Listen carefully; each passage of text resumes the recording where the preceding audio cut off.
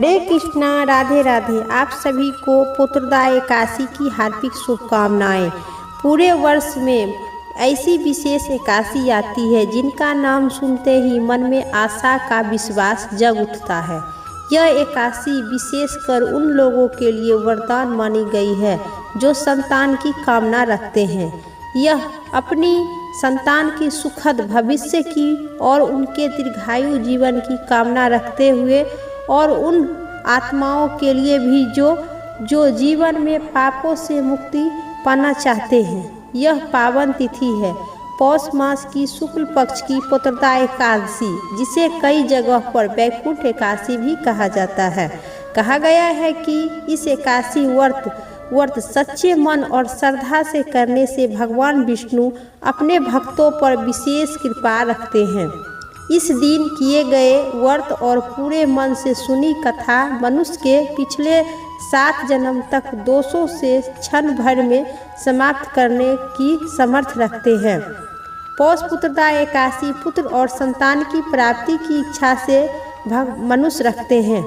यह एकादशी केवल संतान सुख देने वाली नहीं बल्कि जीवन में सही दिशाओं दिखाने वाली है और मोक्ष की ओर ले जाने वाली है। माना गया है कि इसीलिए प्रिय श्रोताओं, आज अपने मन की शांत कर भगवान श्री हरि की पूरे विश्वास रखते हुए इस दुर्लभ और पुण्यदायक कथा का पूरा भाव से श्रवण करें। सुनने मात्र से ही श्रद्धा से सुनी जाती है तो केवल कथा सुनी जाती है, कृपा करके जीवन में उतारी जाती है। प्रेम से बोलिए श्री विष्णु भगवान की जय, लक्ष्मी नारायण भगवान की जय।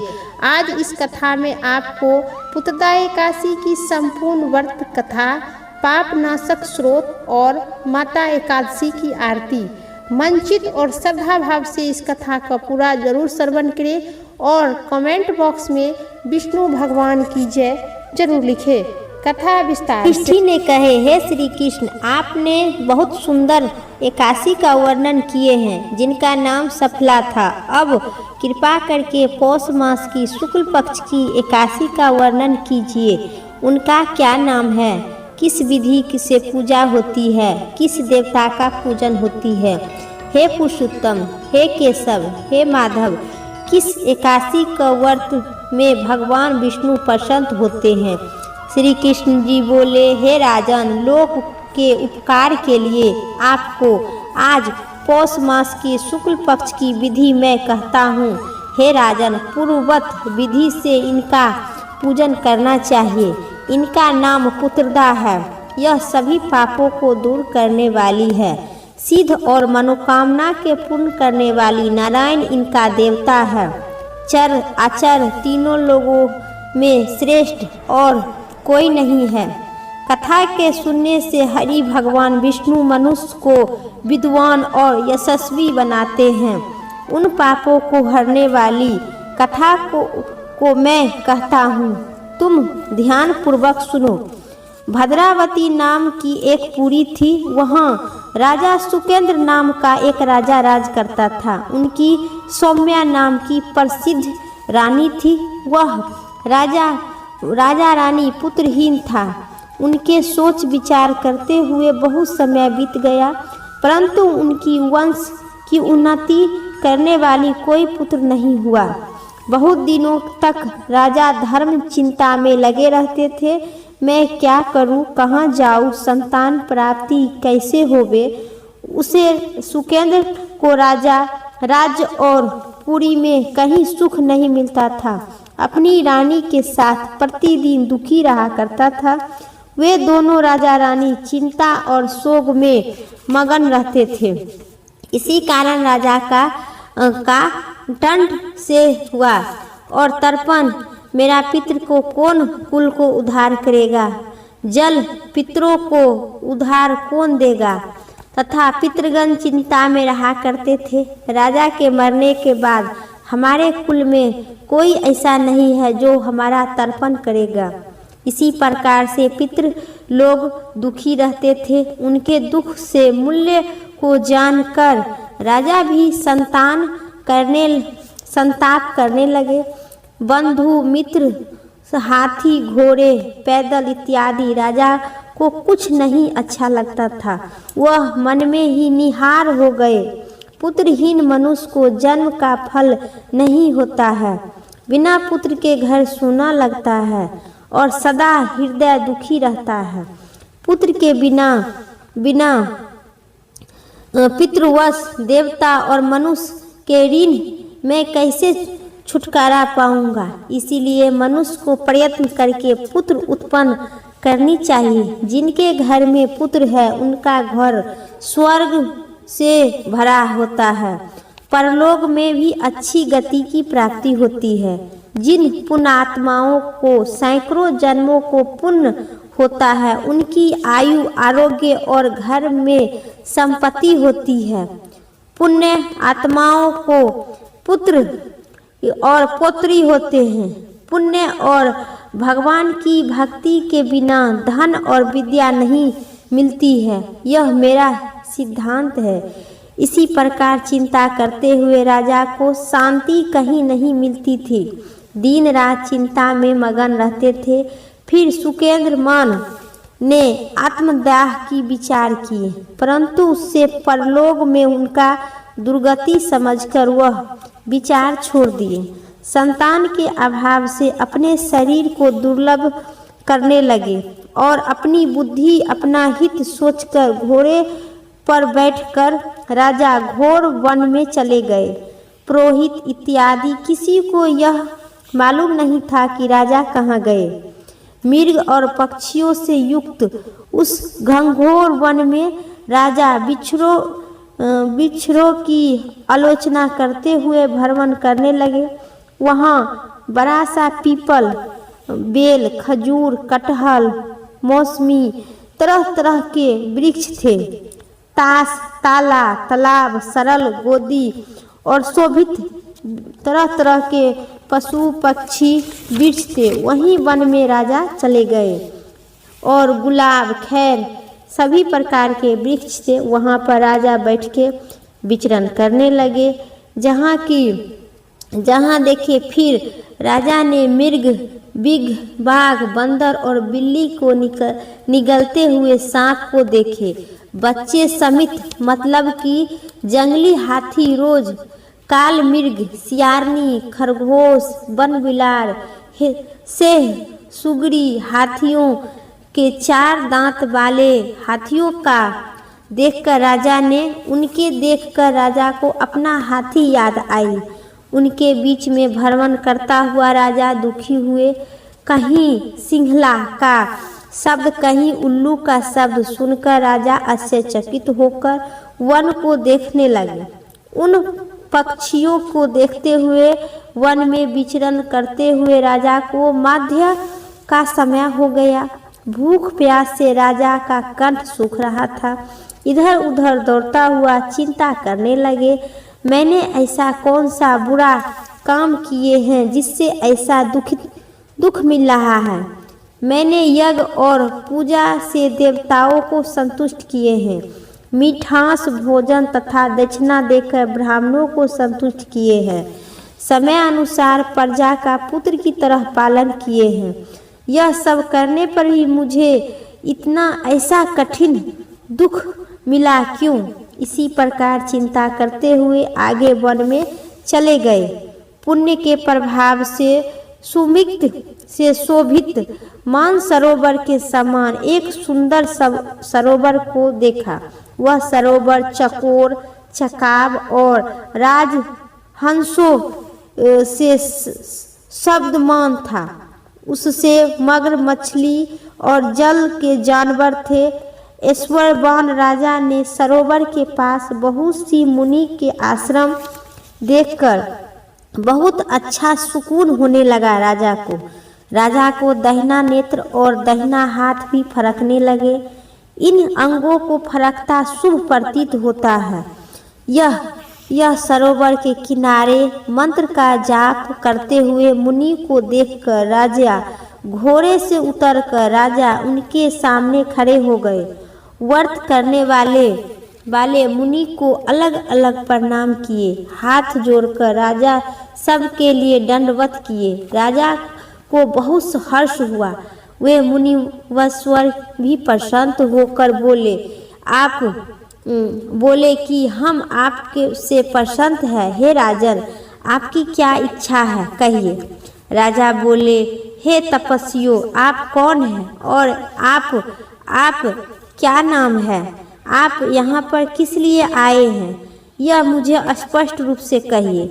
मुनि बोले, हम देवों के देव देवेश्वर हैं और स्नान करने के लिए यहाँ आए हैं। माघ का महीना निकट आ गया है। आज से 5वें दिन माघ लग जाएगा। आज पुत्रदा नाम की एकादशी है।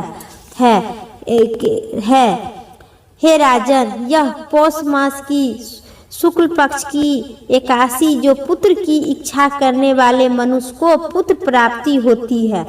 तब राजा बोला, पुत्र उत्पन्न के लिए मैं भी बड़ी प्रयत्न कर रहा हूँ।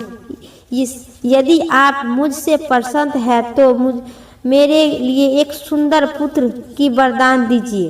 तब मुनि बोले, हे राजन, आज पुत्रदा नाम की प्रसिद्ध एकादशी है। आज ही इस उत्तम व्रत करो। हमारे आशीर्वाद तुम्हारे साथ रहेगा और भगवान की कृपा से राजेंद्र राजा, आपको अवश्य ही पुत्र प्राप्ति होगा। इस प्रकार उनकी आज्ञा से राजा ने पुत्रदा नाम की उत्तम व्रत किए। द्वादशी के दिन पारण करके मुनि को बारंबार प्रणाम करके राजा अपने घर पर आ गए। रानी फिर गर्भवती हुई।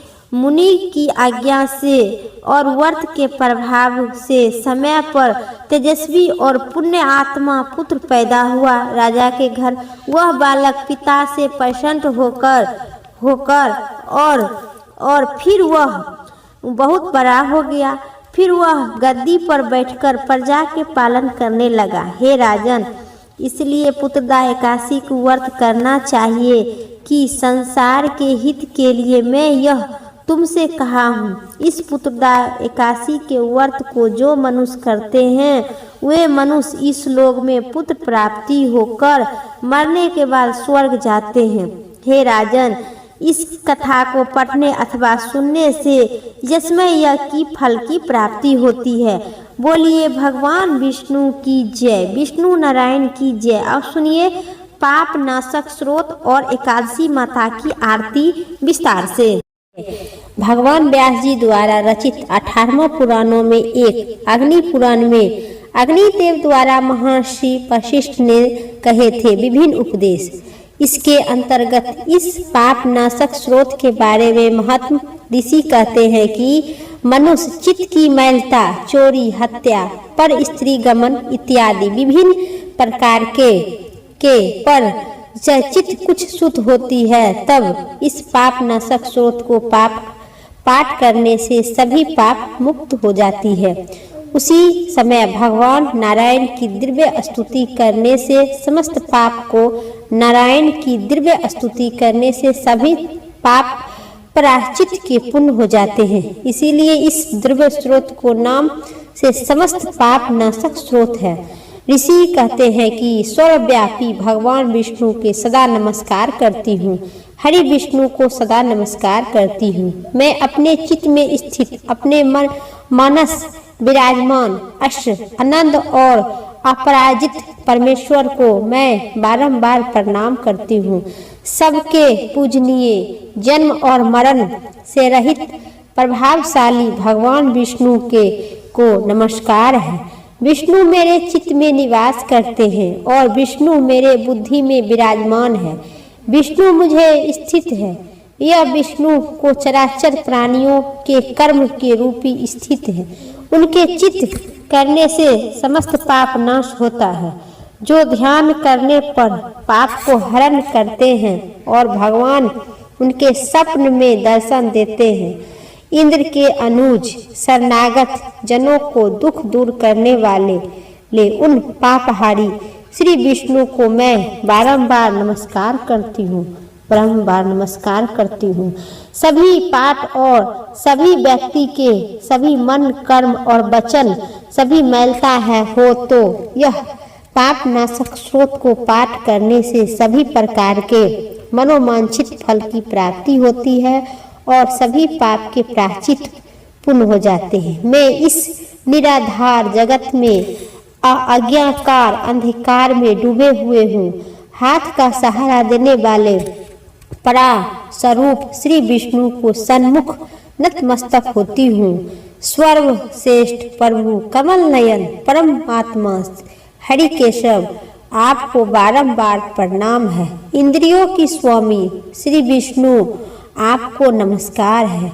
निरसिंह आनंद स्वरूपा गोविंद समस्त भूतानिक प्राणियों को सृष्टि करने वाले केशव मेरे द्वारा जो दुर्वचन कहा गया है अथवा पाप पुण्य चिंतन किया गया है मेरे उन पापों को प्रशन्न कीजिए। आपको बारंबार प्रणाम है। हे केशव आपने मन के वश में होकर मैंने जो न करने योग्य अत्यधिक उग्र पाप पुण्य चिंतन किया है उन्हें शांत कीजिए। परमात्मा परम नारायण परम ब्रह्मा प्रिय गोविंद अपनी मर्यादा से कभी इच्छुक न होने वाले जगन्नाथ जगत का भारण पोषण करने वाले हे देवेश्वर मेरे पाप का विनाश कीजिए। मैं मध्य अपराह्न सायंकाल एवं रात्रि के समय जागते हुए अथवा अनजाने में शरीर मन वचन वाणी द्वारा जो भी पाप किए हैं हे पुंडरीकाक्ष हे केशव माधव आपके इन सभी नामों से सभी उच्चारण से मेरे सब पाप क्षण हो जाए। हे कमल नयन लक्ष्मीपति इंद्रियों की स्वामी माधव आज मेरे शरीर वाणी द्वारा किए हुए पाप सब हनन कीजिए। आज मैं खाते सोते खड़े चलते अथवा जागते हुए मन वाणी और शरीर से जो भी नीच योनि एवं नर्क की प्राप्ति करने वाले सूक्ष्म अथवा दुर्लभ पाप किए हैं सब भगवान वायुदेव हे नमो चरण से वे सभी निवेदन है हो जाए और मेरा पाप सब नष्ट हो जाए। जो परम ब्रह्मा परम धाम और परम पवित्र है उन श्री विष्णु की संकीर्तन से मेरे सभी पाप नष्ट हो जाए। जिसको प्राप्त होकर ज्ञानी जन पुनः लौट नहीं आते हैं उन्हें सभी पापों में नष्ट हो। आज मन वचन और कर्म द्वारा जो भी पाप किए उन्हें हरि मेरा सभी पाप क्षण हो जाए। आते जो गदे स्पर्श इत्यादि नम मंत्र मात्र सहित श्री विष्णु का परम पद मेरे संपूर्ण पाप का क्षण भर में नाश हो। महात्मा जो मनुष्य पाप के विनाश करने वाले इस स्रोत का पठन अथवा श्रवण करता है वह शरीर मन और वाणी जनित समस्त पापों से छूट जाते हैं एवं समस्त पाप ग्रह से मुक्त होकर श्री विष्णु जी के पदम धाम प्राप्त होते हैं। इसीलिए किसी भी पाप को हो जाने पर इन पाप नाशक स्रोत का जप करें। यह स्रोत पाप सामूहिक प्रायश्चित के समान इच्छुक इत्यादि व्रत करने वाले के भी श्रेष्ठ माना गया है। आज पाप नाशक स्रोत जप और भौतिक प्रायश्चित से संपूर्ण पाप नष्ट हो जाते हैं। इसीलिए भोग और मोक्ष की सिद्धि के लिए इनका अनुष्ठान करनी चाहिए। बोलिए भगवान विष्णु की जय। मेरा पाप नाशक स्रोत समाप्त हुई। अब सुनिए भगवान गणेश जी की संपूर्ण कथा विस्तार से। गणेश जी की कहानी के अनुसार एक बार एक वृद्धा माई रहा करती थी जो मिट्टी के गणेश जी की पूजा करती थी। वे पूजा के लिए रोज मिट्टी के गणेश जी बनाती थी। उनकी गणेश जी की प्रतिमा मिट्टी की होने के कारण वे रोज दिन कर गल जाता था। एक दिन उन्होंने एक सेठ का मकान बनते हुए देखा। वे मकान बनाने वाले मिस्त्री के पास जाकर बोली कि अरे भाइयों, मेरा पत्थर का गणेश जी बना दो। मिस्त्री ने कहा कि जितने देर में हम आपका पत्थर के गणेश जी की मूर्ति बनाएंगे उतना देर में मैं अपना एक दीवार सीधा कर लूँगी। बुढ़िया को गुस्सा आई और बोली, राम करे तुम्हारी दीवार सीधा हो ही नहीं सकता, टेढ़ी हो जाएगी। ऐसा कहकर वृद्धा अम्मा अपने घर चलाई। अब मिस्त्री जितनी बार दीवार शुरू किया उतनी बार दीवार टेढ़ी हो जाती थी। इसी तरह करते करते शाम हो गया। सेठ जी ने आए और उन्होंने कहा कि आज तो कुछ भी काम नहीं हुआ है। वह मिस्त्री कहने लगा कि एक वृद्धा बुढ़िया आई थी जो कह रही थी कि मेरे पत्थर को गणेश जी बना दो। हमने नहीं कहा, उन्होंने कहा कि तेरी दीवार टेढ़ी हो जाएगी। हम लोग तभी से दीवार सीधा करने की कोशिश कर रहे हैं, लेकिन हमारी दीवार टेढ़ी हो जाती है। सेठ ने बुढ़िया को बुलाई। सेठ ने कहा, हम सोने का भगवान गणेश जी की गढ़वा कर देंगे, आप हमारी दीवार सीधा कर दीजिए। सेठ ने बुढ़िया को सोने को गणेश जी की प्रतिमा बना कर दिए, जिससे सेठ की दीवार सीधी हो गई। अब सुनिए, भगवान जैसे विघ्न हरता गणेश जी जिस प्रकार सेठ को सभी काम और सभी मनोकामना पूर्ण किए, उसी प्रकार जो इनकी कथा सुनते हैं, हुंकार भरते हैं, उनकी विघ्न हरता गणेश जी सभी प्रकार के मनोवांछित फल के प्राप्ति देना। बोलिए गणेश जी भगवान की जय। अब सुनिए, सभी कथा सुनने के बाद लप्सी और तपसी की कहानी सुनने से आपकी व्रत की संपूर्ण फल की प्राप्ति होगी। तो एक समय की बात है, लप्सी और तपसी नाम के दो भाई थे, जिनमें तपसी हमेशा भगवान की तपस्या में लीन रहा करता था। वही उनका भाई लप्सी प्रत्येक दिन सेवा से सवा सेर की लप्सी बनाकर भगवान को भोग लगाकर और फिर भोजन किया करता था। एक दिन किसी कारण दोनों भाइयों में लड़ाई हो गई। तपसी का कहना था कि मैं बड़ा हूँ और लप्सी को बोलना था कि मैं बड़ा हूँ। दोनों लड़ रहा था। वहाँ से नारद जी आए। नारद जी ने कहे कि आप दोनों क्यों लड़ रहे हो। तब उन दोनों में से लड़ाई की वजह बताए। दोनों ने नारद जी से पूछे कि आप ही बताइए, हम दोनों में से कौन बड़ा है। नारद जी ने कहे कि अभी तो मैं जल्दी में हूँ, लेकिन इस बार मैं आपको जरूर बताऊंगी। इतना कहकर नारद जी चले गए।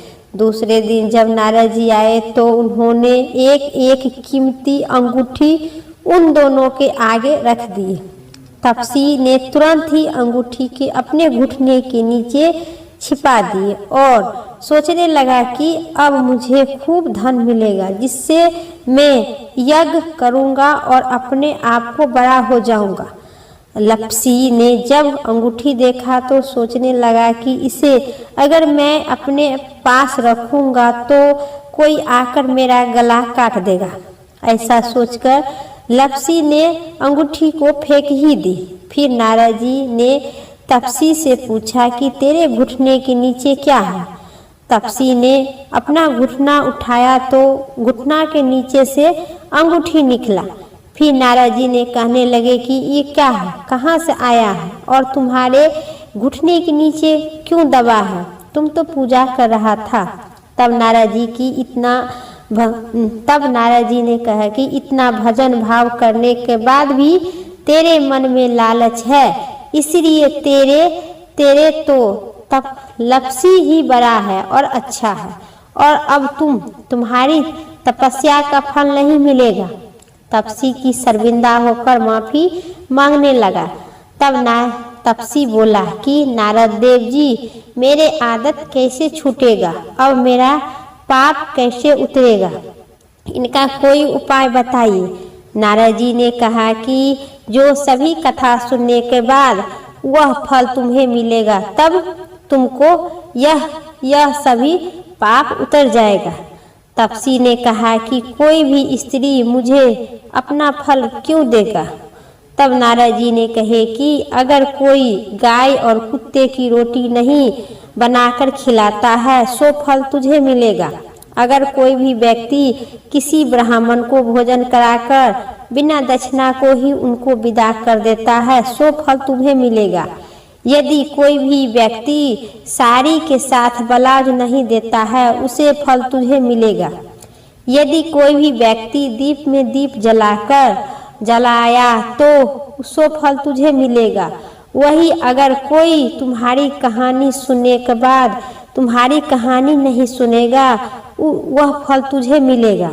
उसी दिन से हर व्रत कथा के साथ ही लपसी और तपसी की कहानी पढ़ी अथवा सुनी जाती है।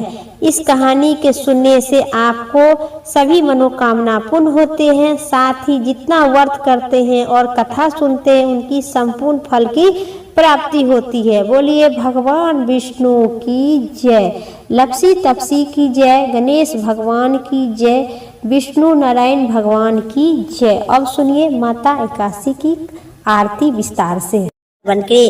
बोलिए श्री विष्णु भगवान की जय। आरती। ओम जय एकादशी माता, जय जय एकादशी माता, विष्णु पूजा व्रत को धारण करी शक्ति मुक्ति पाता। ओम जय एकादशी माता, तेरे नाम गिनाओ देवी भक्ति प्रदान करनी, गनि गौरव की देनी माता शास्त्रों में वर्णिनी। ओम जय एकादशी माता, मार्गशीर्ष के कृष्ण पक्ष की उत्पन्न विस्तारी जन्मी, शुक्ल पक्ष में होए मोक्षदा मुक्तदाता बन आई। ओम जय एकादशी माता, पौष के कृष्ण पक्ष की सफला नाम की है, शुक्ल पक्ष में होए पुत्रदा आनंद अधिक रहे। ओम जय एकादशी माता, नामी सटतिला माघ मास में कृष्ण पक्ष आवे, शुक्ल पक्ष में होए जया कहलावे, विजय सदा पावे। ओम जय एकादशी माता, विष्णु फागुन मास कृष्ण पक्ष में पाप मोचनी, कृष्ण पक्ष में चैत्र महाबली की। ओम जय एकादशी माता, चैत्र नाम कामदा धन देने वाली, नाम बरुथनी बैसाख में। ओम जय एकादशी माता, शुक्ल पक्ष में होई मोहिनी, अपरा जेठ कृष्ण पक्ष में, नाम निर्जला सब सुख करनी, शुक्ल पक्ष रखनी। ओम जय एकादशी माता, योगिनी नाम आषाढ़ में जानो, कृष्ण पक्ष करनी, देव सैनी नाम कहलावे, शुक्ल पक्ष रखनी। ओम जय एकादशी माता, जय जय एकादशी माता, कायम का सावन मास में आवे, कृष्ण पक्ष कहिए, सावन शुक्ल में होए पवित्रता आनंद से रहिए। ओम जय एकादशी माता, अजा भाद्रपद कृष्ण पक्ष की परिवर्तनी, शुक्ला इंद्रा आसीन कृष्ण पक्ष में, व्रत से भव सागर निकला। ओम जय एकादशी माता, पाप कुशा है शुक्ल पक्ष में आप हर निहारी, रमा मास कार्तिक में आवे, सुखदायक भारी। ओम जय एकादशी माता, देव उठनी शुक्ल पक्ष की दुख नाशक मैया, पावन मास में करूँ विनती पार करो नैया। ओम जय एकादशी माता, परमा कृष्ण पक्ष में होती, जन मंगल करनी, शुक्ल मास में होए परिवर्तनी, दुख दरिद्रता हरिणी। ओम जय एकादशी माता, जो कोई आरती एकादशी के भक्त हित गावे, जन गुरुता स्वर्ग का वह वास निश्चय वह पावे। ओम जय एकादशी माता, मैया जय एकादशी माता, प्रेम से कहिए विष्णु भगवान की जय, एकादशी माता की जय। आज एकादशी माता की संपूर्ण आरती समाप्त हुई। उम्मीद करते हैं आप सभी को इस आरती पसंद आई होगी। चैनल पर नए हैं तो पक्का सब्सक्राइब करके कमेंट बॉक्स में विष्णु भगवान की जय, एकादशी माता की जय जरूर लिखें। फिर अगली वीडियो लेके आते हैं इसी चैनल पर, आपको संपूर्ण कथा सुनने को मिलेगी। अभी तक चैनल के नहीं सब्सक्राइब किए तो पक्का सब्सक्राइब करके कमेंट बॉक्स में सबसे पहले विष्णु भगवान की जय, जय श्री राम जरूर लिखें। फिर अगली वीडियो लेके आते हैं, तब तक के लिए जय श्री राम, राधे राधे।